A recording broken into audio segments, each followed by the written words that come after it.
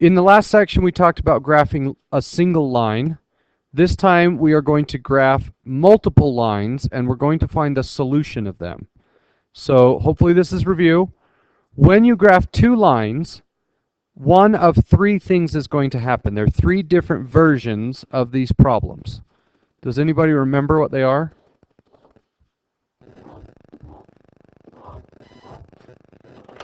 If I graph two lines, what could happen? They could hit each other. Right there. So this one would have one solution. Or they could be parallel, in which case it has no solution. Or, well, if we have two solutions, we actually have an infinite number, where you graph the same line twice. Okay, if you have two of the same equation, then you end up with infinite solutions. So those three things should show up on that 2.4 right in the middle of the page.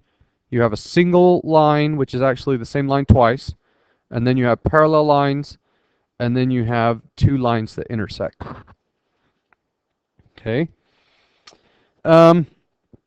So if this solution here is 6, 1, what does 6, 1 mean? What's the significance of 6, 1? That's the point where they touch. Algebraically, what do those two numbers do?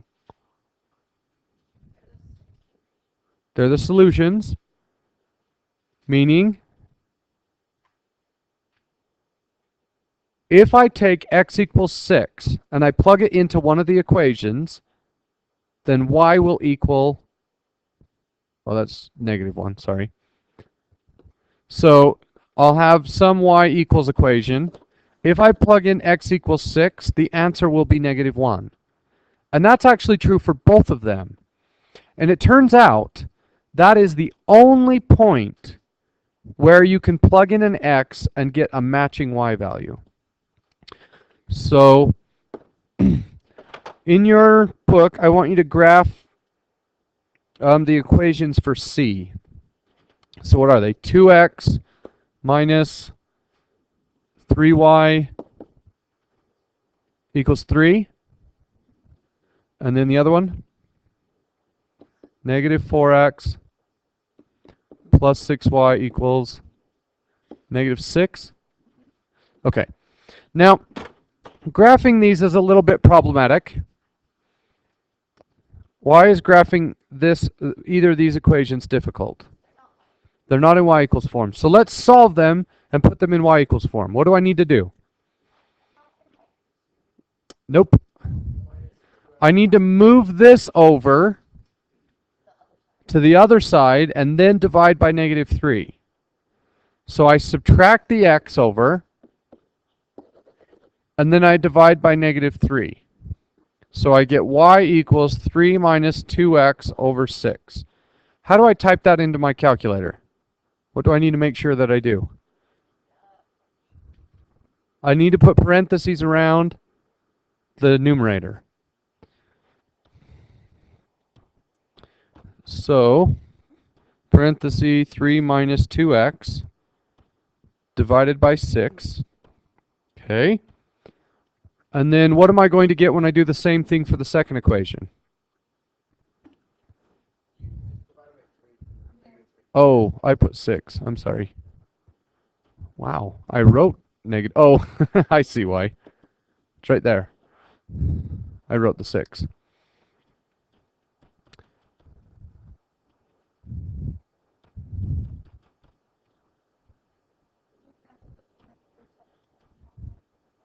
Oh, good question. So she just asked, can I cancel the negatives? Yes, but you have to be careful. If you cancel negatives, you have to change all of them. So 3 minus 2x over -3 is equivalent to, or I would switch them around and say 2x plus 3, or sorry, 2x minus 3 over 3. So that's a really good question. those are the same. So go ahead and cancel the negatives, but you need to remember that both of them are divided by negative. So if you change one, you have to change all of them. It doesn't matter. If I were to graph those two equations, you wouldn't be able to tell the difference.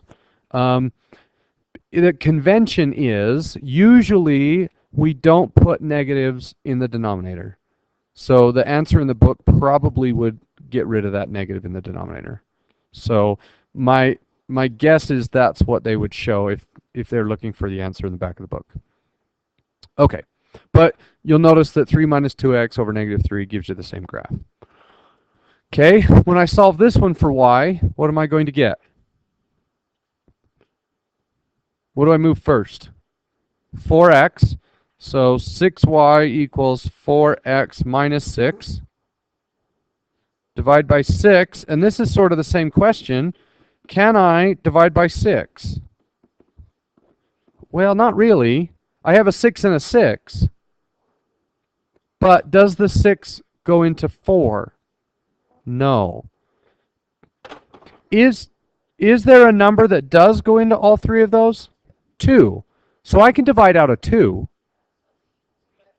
So y equals 2x minus 3 over 3. Oh, really? Did I do the one that was listed twice? What did I do wrong?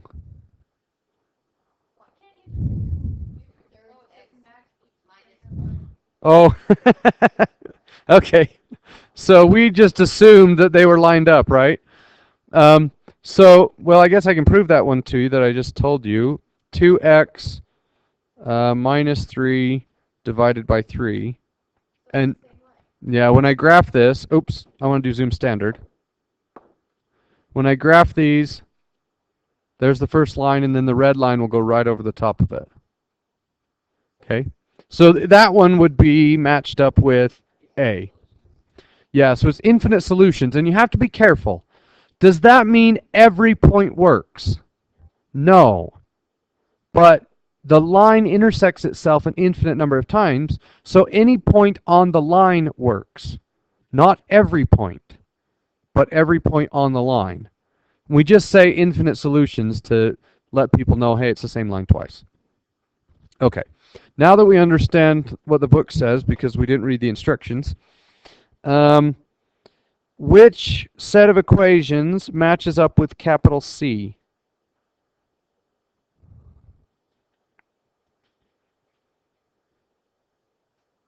It would be B. So 2x minus 3y equals 3.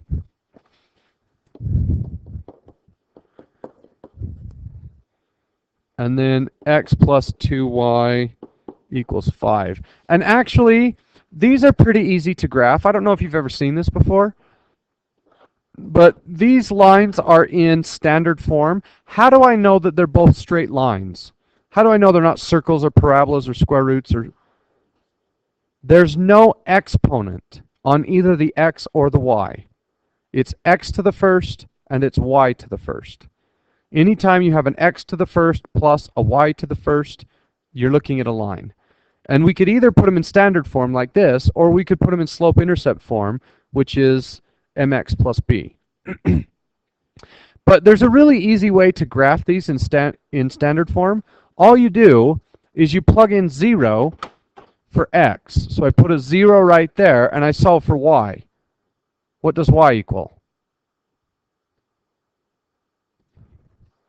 It would be 5 over 2, which is 2.5. So I go up on the y-axis to 2.5, and I put a dot. And then I put the 0 over here.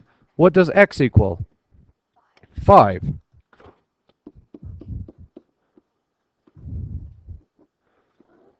So those are really easy ways to graph.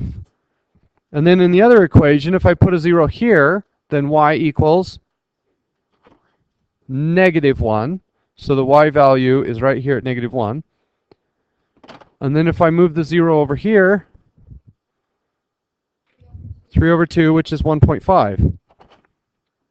So 1.5 is right there, and then I join those two dots. The bad thing is, that's not going to tell me where the intersection is. can I trust my graph and say, oh, the answer is 3, 1?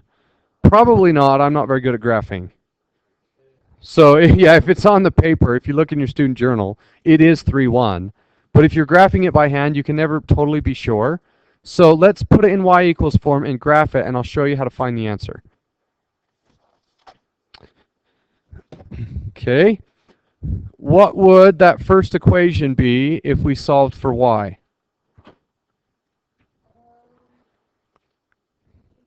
I'm going to subtract 2x and divide by -3.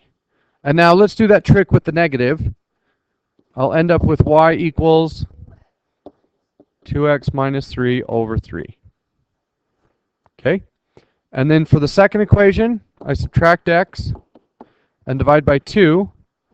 So y equals 5 minus x over 2. All right. That's what I want you to plug in. So 5 minus x. Oops, I need parentheses. Here's a trick. If I want to go all the way to the left side, and I don't want to keep pushing left, I can push second left, and it will jump to the start. And then I need to insert a parenthesis, and then jump back to the right, and divide it by 2. So everybody graph those two equations.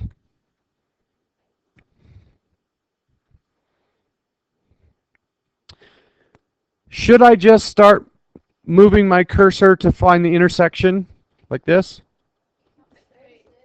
Trace is better because trace allows me to stay on the line, but you'll notice when I get over there to the right, if it ever makes it, I can't quite get there. I got 3.03 and 9.8, and if I go back, 2.9, 1.06. So we can't really trust the trace. One thing we can do, if you push trace, you can start entering numbers. So let's say I push trace, and then I hit x equals 2, and it says the blue equation is 1.5, and if I go down and push 2, then I get 0.33. So let's try x equals 3, and I get 1, and now I go up to the blue equation, and I type in 3, and I hit enter, and it says 1. So 3, 1 and 3, 1 work in both of them, but that's a huge waste of time. Do you have a trace button?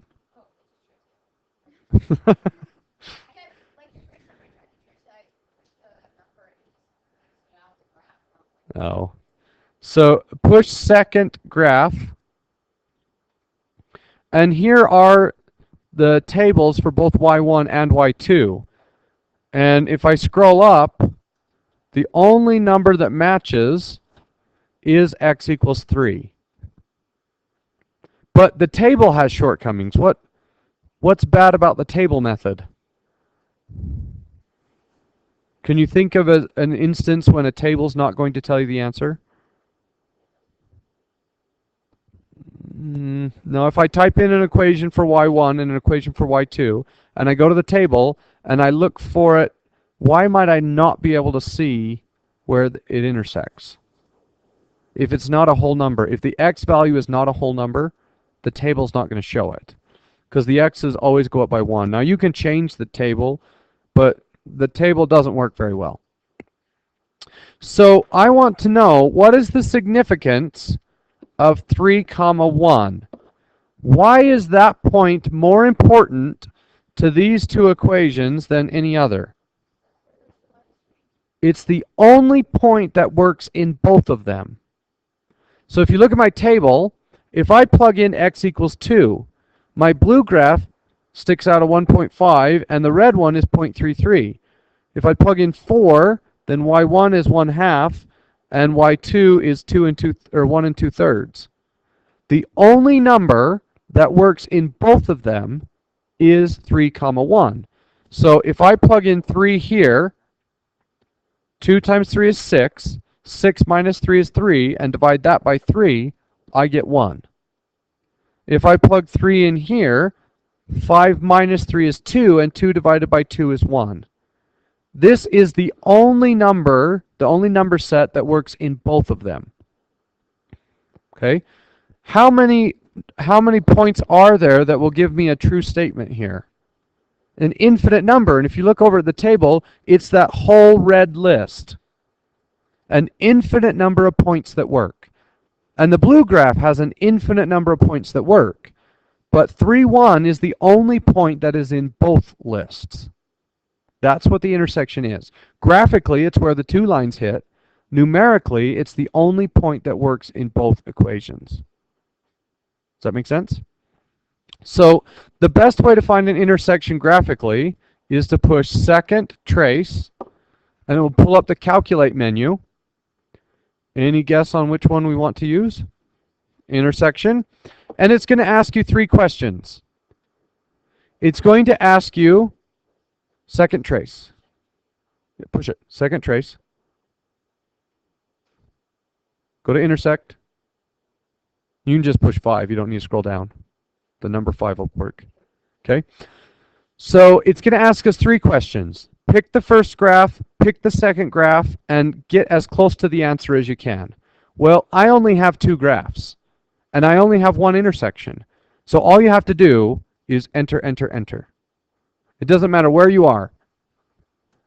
So I can be clear over here on the left, and we just push enter, enter, enter. As soon as I get there. And it tells me the intersection is 3, 1. Now, when would you need to be more careful?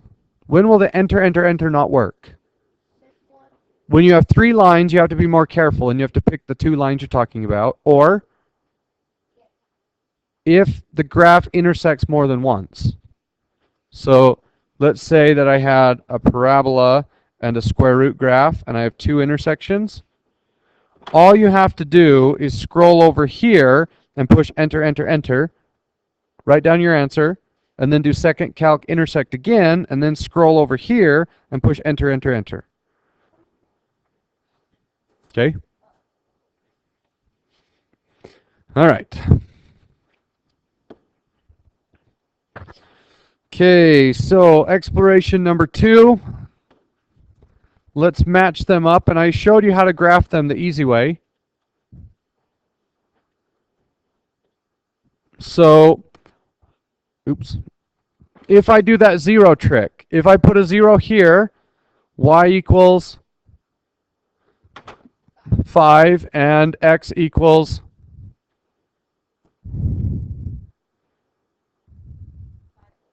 5 over 2, 2.5. Is there a graph where y equals 5 and x equals 2.5?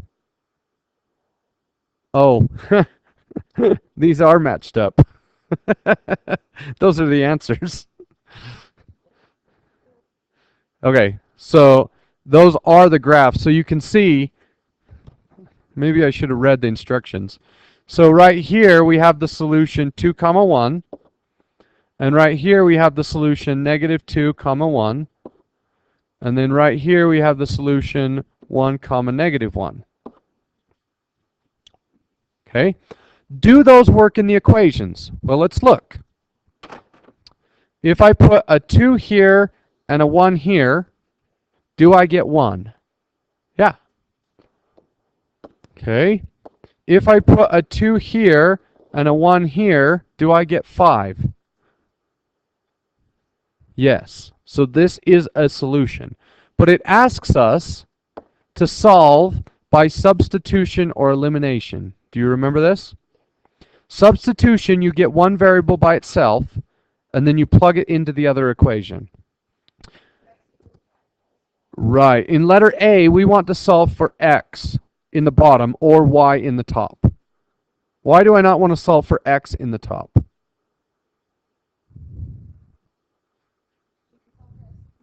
It's because it's got a number in front of it, we'd have to divide. It's much easier to solve for x in the bottom. So I add y, x equals 1 plus y. What do I do with 1 plus y? I'm going to take this and I'm going to plug it into the other equation. Why plug it into the other equation and not back into itself? What happens if you take an equation and you plug it into itself? It's exactly the same as graphing the same line twice. When you plug one equation into the other, you essentially find the intersection of those two equations. You take those two equations and you combine them into one, and then you solve, and the answer is half of your coordinate. If you plug an equation back into itself, you will always get infinite solutions, because that line touches itself everywhere. So I end up with 2, and where the x used to be, I'm going to replace it with y plus 1. Or sorry, 1 plus y. Does that make sense? Everybody remember this? So I get 2 plus 2y plus y equals 5. Subtract the 2 and put the y's together. 3y equals 3, so y equals 1. That's only half the story. How do I find x? Plug it back in. Do we have a preference of equations? I have 3 equations up there. Which one should I use? The x equals. So this one will always be the easiest because it has already been solved for x. So I put 1 in there, and I get 2, which happens to be this. Okay, that was substitution. Remind me how elimination works. You make sure that if you add those two together, one of the variables will cancel. The y's will. What if they don't cancel? You make them cancel by multiplying. So we end up with 3x equals 6, divide by 3, and x equals 2. Now do we have a preference of an equation? Probably the top one. It doesn't matter. Stick it in there. 6 plus y equals 5.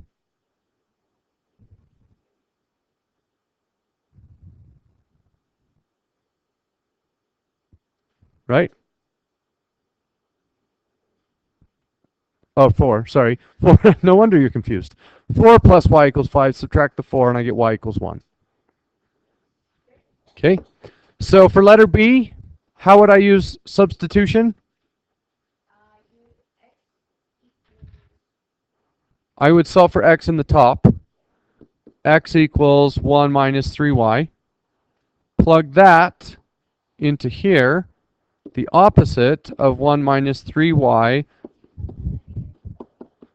Yes, you need to. Yep, that negative goes in front. Morgan, why did wow, I'm sorry. I don't know. Are you doing all right? Where are you confused? Okay, so I want to solve by substitution. Okay, I need to get one variable by itself. I don't care which equation, I don't care which variable. But we've decided that this is the easiest one because all I have to do is move the y and I'm finished. So I end up with x equals 1 and then subtract 3y. Why did I pick the x? Because it didn't have a number in front of it. Now, that is another version of this. So I want to take x equals 1 minus 3y, and I'm going to substitute it right here. So the bottom equation used to be negative x plus 2y equals 4. And where that x used to be, I'm going to replace 1 minus 3y. Now, I have an equation that only has y's in it. So the goal was to take an equation with an x and a y and turn it into an equation with just y's, and then I solve. So I distribute the negative. Negative 1 plus 3y plus 2y equals 4. These two give me 5y, and then I add the 1 to the other side. Does that make sense? So I end up with y equals, 1. That's only half the story. And I have 3 equations, but this one will always be the easiest. So I put 1 there. 1 minus 3 times 1 is -2. And I look at the graph. Do the 2 graphs intersect at x equals -2 and y equals 1? Yeah, so we did it right. How would I do elimination? It's already set up for x elimination. Does everybody see that? If I add the 2 equations together, and are we allowed to do that? Well, if you think of an equation as a balance, whoa, that's not a balance. That's not even balanced. Let me try that again. There we go.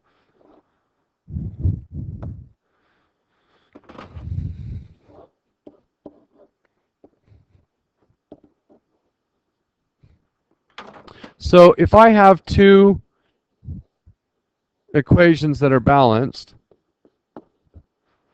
okay, can I add the 2 equations together and end up with something that's still balanced? Yeah. I don't know how much is on the left. I don't know how much is on the right. But what I do know is that in the green one, left and right are the same. They're balanced. That's what an equal sign does. And then on the blue one, the left and the right weigh the same. So if I add those weights together, I'm still going to be balanced. And as long as equations are balanced, you can do anything you want to either side, as long as you maintain equality. So over here, this stuff weighs 1 pound, and this stuff weighs 4 pounds. And 4 plus 4 is equal to 4 plus 4. Okay? Or sorry, 4 plus 1 is equal to 4 plus 1. That's what I meant. So I add together and the x's cancel. And I get 5y equals 5. So y equals 1. Now I plug that back in. X plus 3 equals 1. And I subtract the 3. And I get x equals -2. All right. Letter C. How would you solve that using substitution?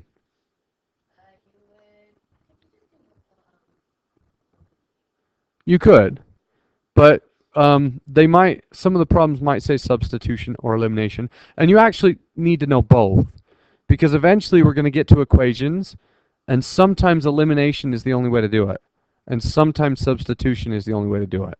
So you need to know both versions. Solve the top for either x or y, it doesn't matter. But if we said x equals -y, and I put that in here, -3y plus 2y equals 1. You okay with that? So -y equals 1, so y would equal -1. And if y equals -1, then x must equal 1 because x and y are opposites. Okay, elimination is actually a little bit tricky. If I add them together, do one of the variables eliminate? No. If I wanted to cancel the x's, I would multiply the top by -3. And then I would have -3x on top and 3x on bottom, and they would cancel. If I wanted to eliminate the y's, what would I multiply by? -2. So the top would be -2y and the bottom would be 2y. So let's multiply that by -2. So 3x plus 2y equals 1, and then I get -2x minus 2y equals 0. The y's cancel, and I get x equals 1. And then I put that up here. 1 plus y equals 0. What's the only y value that you can add 1 to and get 0? -1. Everybody get it? Okay, what about a 3-equation system?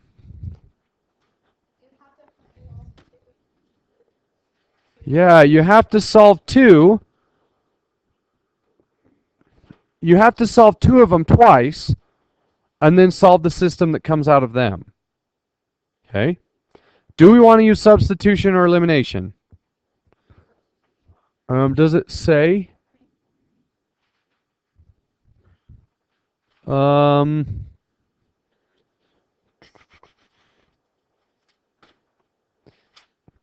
I would do elimination. So right now I have three equations that are written in x, y, and z. Is there a variable that I could cancel twice? Z. So what I want to do is create an xy equation, number 1, and then I want to create a different xy equation that we'll call number 2. So this is xyz1, and then this is xyz2, and this is xyz3. How can I create an xy equation? I could add... Oh, actually, this ends up being a lot easier than I thought it was going to be. What could I do to eliminate z? I could... Not all of them. Just 1 and 2. Just those two. What happens when I add 1 and 2 together? 2x equals 4. So we now know that x equals 2. So my point is a 3 coordinate point. So x is 2. Okay. Now what? If I added 2 and 3 together, I would end up with negative 2y 2, so y would be negative 1. How do I find z? Just plug those in. 2 minus 1 plus z equals 1, so z must be...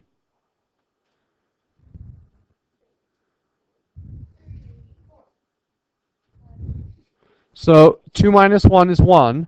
1 plus z equals 1, so z must be 0. That actually ended up being a lot easier than I thought it was going to be. Right here. So I plugged in my x. I plugged in my y. 2 minus 1 is 1. So 1 plus z equals 1. So z must be 0. Okay. Oh, nope, that's a z. Okay. If you have three equations, this is what your graphs actually look like. They're three-dimensional graphs using planes, not airplanes, but surfaces. So if you have three xyz equations, then what you have are three planes. So we have a red one, a blue one, and a green one, and the only point they share is this. But it is possible for three planes to intersect at a line, which would be infinite solutions. And then down here, where do all three planes meet? They don't meet. These two hit here, these two hit here, and these two hit there, but do all three of them ever hit the same place? No. How about here? Nope. These two meet an infinite number of times, and these two meet an infinite number of times, but together they don't meet anywhere. And then we have this one. Where do those three planes meet? Never. Something funny happens every once in a while, and you may or may not see it, but what if I took this plane and I dropped it down to here? So the red and the blue meet everywhere, and then the green one never meets. Would that be infinite solution or no solutions? No solutions. So even though you have infinite on one side, you have no solutions on the other, and no solutions always wins. All right.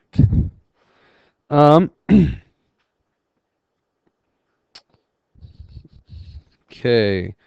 Do you have example 1 in your student journal? This one that has 4x plus 2y plus 3z. No? Okay. So I'm going to solve this. Let's see if I can get that. It's on the wrong page. So I want to take a picture of this.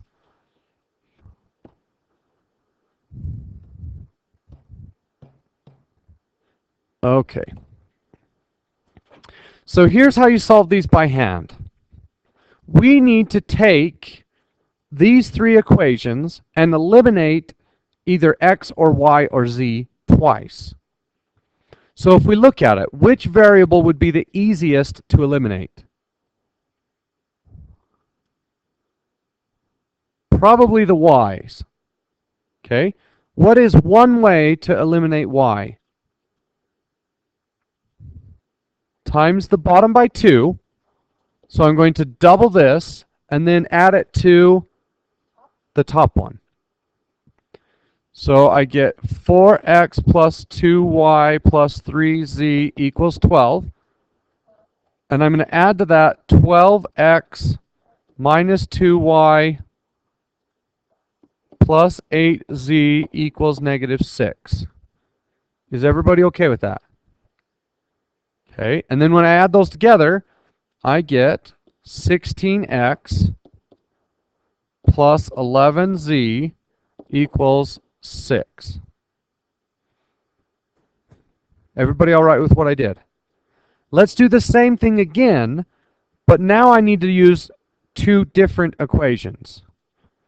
So I'm going to erase this original. Is there another way to eliminate y? Times the bottom by, not 3, negative 3. Does everybody understand why it needs to be negative 3? So if I just times this by 3, then I will get negative 3y minus 3y. Do those turn into 0? No, it turns into negative 6. So I actually need to multiply by negative 3. So that's going to give me negative 18x plus 3y minus 12z plus 9. And then what equation am I going to add that to? The second one. 2x minus 3y plus 5z equals negative 7. Okay, everybody understand what I'm doing? Now I add those together. 16x, the y's cancel, minus 5z equals 2. Did I do that right? Oh my goodness. I messed that all up. Negative 16x and then negative 7z. There we go. Okay, now what should I do?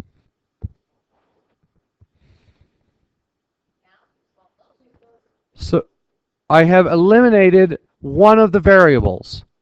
So I had 3. I had x, y, and z, and I eliminated the y. Now I need to try to eliminate one more using the two equations that I just created. And luckily, if I move this, let's see if I can actually do it. If I move this over here, there's a negative out there that disappeared. Now the x's eliminate. Gus, you get that? So I picked these two to create that equation. Then I picked these two to create that equation. And now I don't have any y's left. So I use these two equations to get rid of the x or the z, but the x works out a lot better. So now these cancel, and I end up with 4z equals 8. So z equals 2. My final answer is going to have 3 coordinates, and the z value is 2. How do I find the y value? Plug it in where?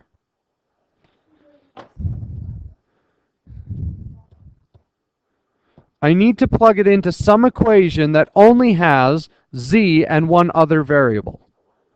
One of these two. Why can't I plug it in up here? I would have two variables and that's not going to work. So I need to plug it into either one of those. We'll do this one.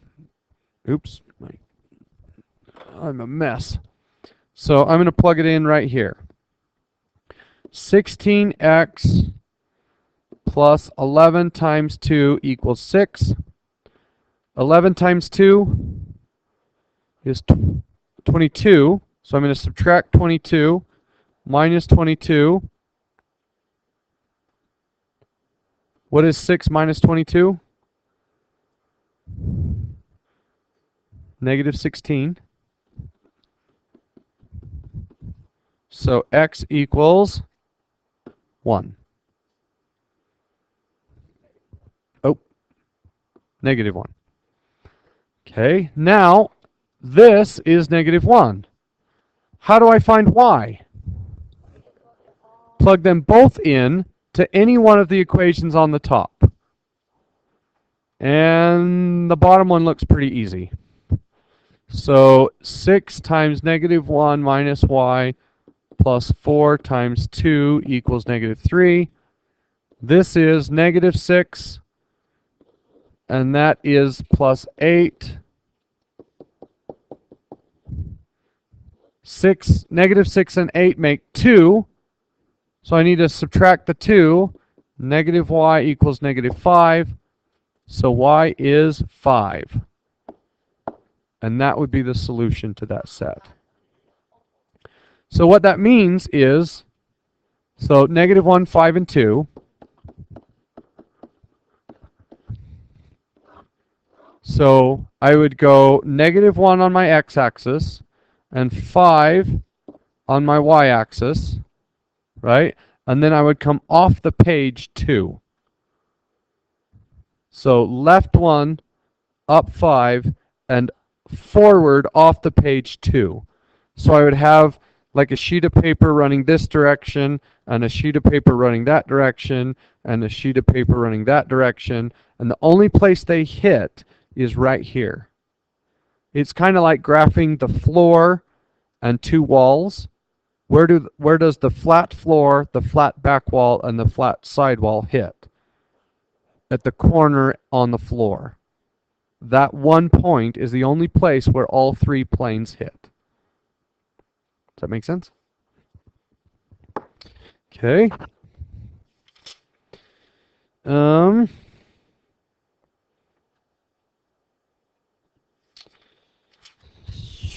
So let's do 1 through...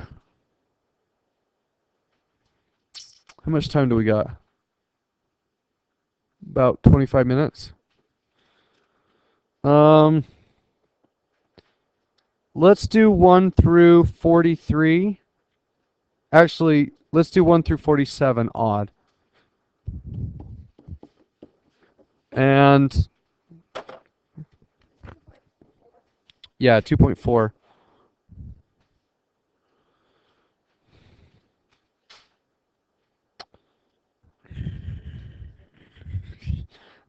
I don't really care if you do substitution or elimination, but look at number 23. What are you going to do for number 23?